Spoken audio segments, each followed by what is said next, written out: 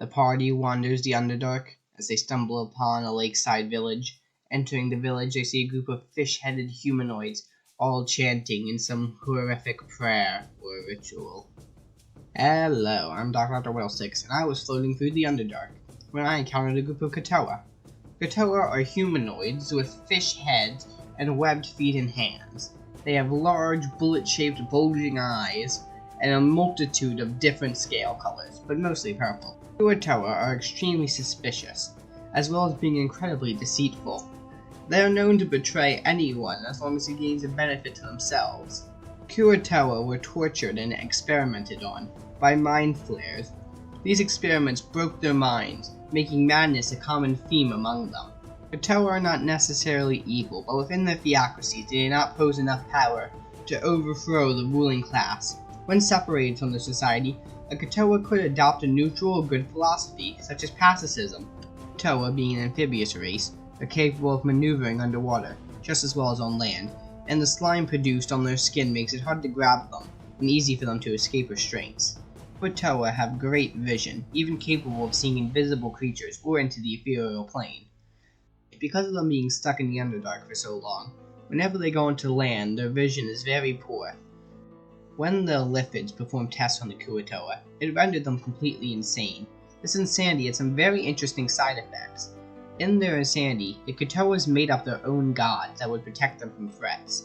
The energy from their minds was enough to make the entity real. Madness also allowed the being to draw power from the Kuo-toa's belief, and gain divine power from them. The more powerful the belief, the more power is drawn to a god. One dangerous side effect of their insanity is that it's contagious. When one of the Kuo-toa's minds breaks, there's a chance that the Kuo-toa around them will also have a similar effect. Kuo-toa, without access to divine abilities, have to resort to their cunning and martial skills. While capable of fighting, they often wield spears and shields to use against their enemies. And because of their use of slave labor, they also often use pincer staves, nets, and harpoons. Kuo-toa also secrete an adhesive that they apply to their shields. This adhesive can make weapons that hit the shield stick to it. In the Underdark, this adhesive is very worthwhile. If some adventurers manage to get some off some dead Kuo-toa, it could sell for quite a lot. While living in caves and villages, Kuo-toa communities are always centered around pools, used for a wide range of activities, including recreation, transport, religious offerings, exercise, eating, and warming eggs. Kuo-toa also have nobility spawning pools, which are segregated from the other Kuo-toa.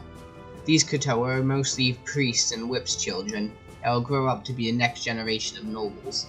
Kuo-toa are fairly weak, having slightly higher than average health, and being harder to stop than an average person.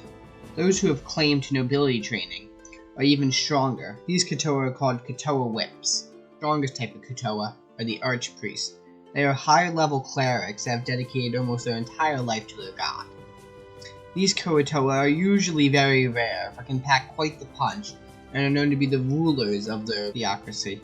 Kuo-toa whips are usually the children of the priest, and are very strong. They tend to wield pincer staves, but they are also trained in melee combat. A subset of the whips is the Kuo-toa monitors.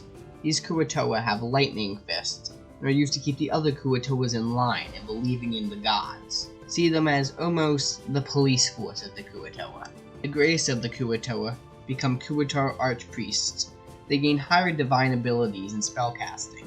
They lose their pincer staves, and instead are given scepters that they use for combat. The thing I'd like to mention is Dualpool, the strongest god of the Kuo-toa.